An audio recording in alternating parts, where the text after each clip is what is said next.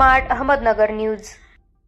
Bharatiya Janata party Pune जिल्हा अनुसूचित जाती मोर्चा पुणे जिल्ह्याचे जिल्हाध्यक्ष माननीय मयूर चंद्रकांत कांबळे यांच्या दिनदर्शिकेचे प्रकाशन आज पुणे येथे केंद्रीय हवाई उड्डाण व सहकार राज्यमंत्री माननीय मुरलीधर अण्णा मोहोळ, पुणे जिल्हा भाजपचे जिल्हाध्यक्ष शेखरजी वाडणे, दौंड तालुका आमदार माननीय राहुल दादा कुल व प्रदेश संघटन महामंत्री राजेशजी पांडे, आमदार संजयजी जगताप या सर्वांच्या हस्ते आज दिनदर्शिका प्रकाशन झाले।